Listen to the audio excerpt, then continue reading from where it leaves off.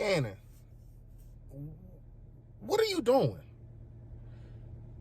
Let me know what you're doing. Zone, prevent defense when you don't need to. What is it? Please explain to me and all of us, what in the hell are you doing? But I'm going to talk about it, what you need to be doing. Yo, that. A-G-L-E-S.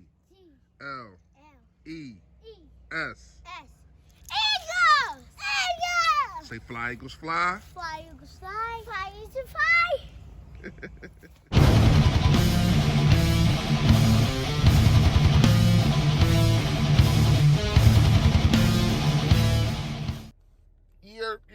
Yo, that, man, you know what it is. You know what it is. Your boy, Fully Fresh, a.k.a. The General, here reporting for duty. Listen, if you have not done it, please make sure you hit that sub button right down there, man. I appreciate it in advance. And also, it's a bell next to it to let you know when I put up all this flavor, man. Notification gang, yo, that gang, yo, that.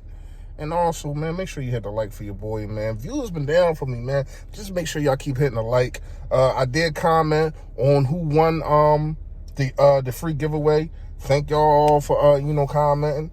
But it was only one came out victorious, so shout out to him. And fresh fact of the day. Fresh fact of the day is, don't be scared to let go.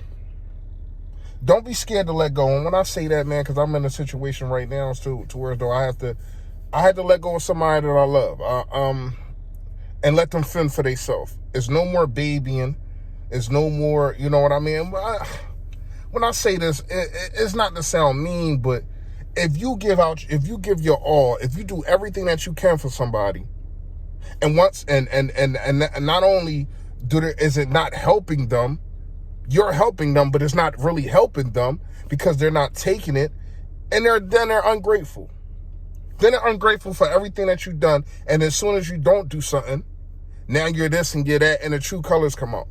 So when I say sometimes it just might be time to let somebody go, don't be scared to do it, because they will have you under lock and key for the rest of your life until you say, you know what, it's time. It's time to cut ties. All right, so let's get to the video, man. Let's get to the video. Let's talk about it.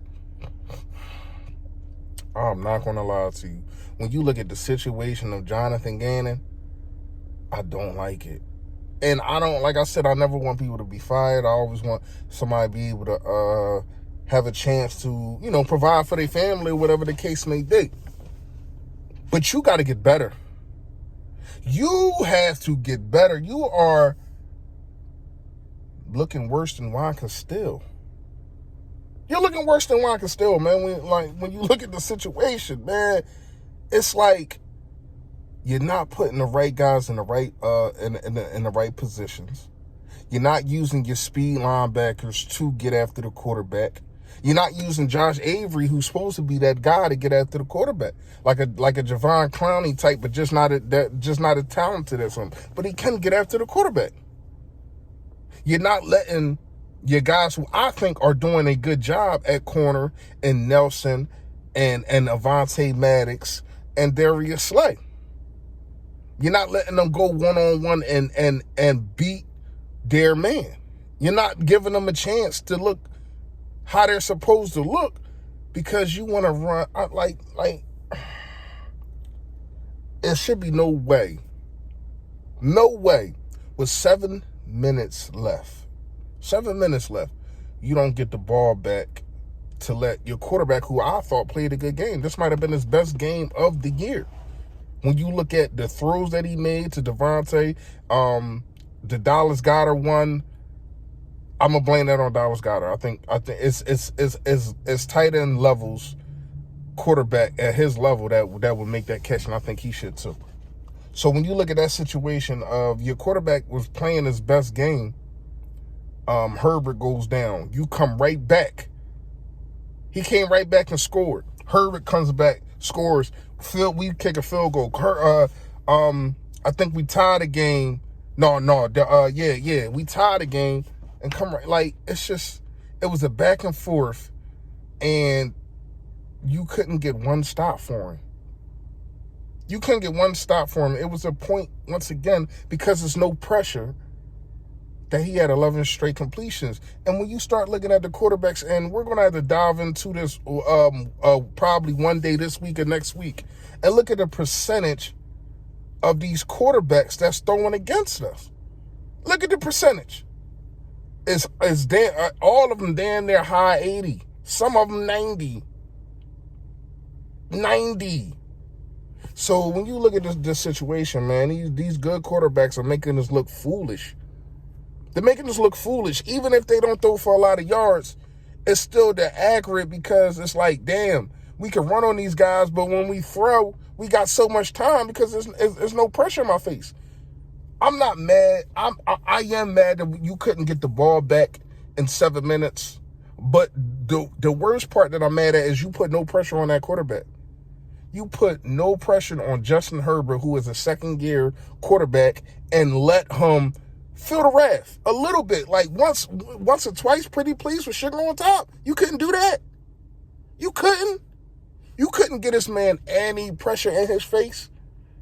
You just sit back and say, you know what? Fletcher, Josh Sweat, and those dudes definitely got to do better. But damn, they was gassed. They was gassed. If you know your front line who's been trying to get home all game, but they're giving up these long drives. They gave up a 99-yard drive. Giving up these long drives. They're going to be gassed at the end of the fourth quarter. The Chargers knew that, and that's why they took advantage. And they also knew you wasn't going to come with no blitz. You wasn't going to apply no pressure. And it seemed like you was playing prevent defense. What the hell was you in a dime package for? I just don't understand, man. Like, I don't understand. It's like you was playing not to lose instead of playing to win. And you will always lose doing stuff like that. Now we got a game coming up, and if you don't act right, Bridgewater's going to look the same freaking way. He's coming off a win, so he's feeling confident. But if you don't put pressure on it, you put pressure in Ted Bridgewater's face, he's a different quarterback. He's not one of these guys that absorbs the pressure and go ahead and throw strikes. No. He gets flustered, and he will give you the freaking football. Go get the football. Not going to lie to you, man.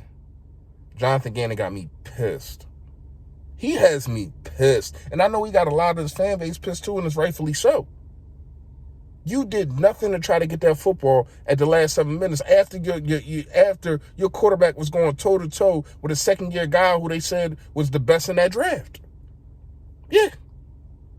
Going toe-to-toe with him. I don't know, man. That's really it. You know, we're gonna talk about these percentages tomorrow, though. Like, that's not going to be going unnoticed, man. I'm gonna look that up. I work a lot, so it's really hard for me to be able to do a lot of research now. You know, I used to have them numbers for you, even though I'm not a numbers guy. But still, when you look at the situation of Jonathan Gannon and these quarterbacks, it needs to be explained. It needs to be talked about. Let me know what y'all think in the comments. You already know, man. Stay Philly, stay fresh. And also, go Sixers, man. Go Birds also. Yo, that!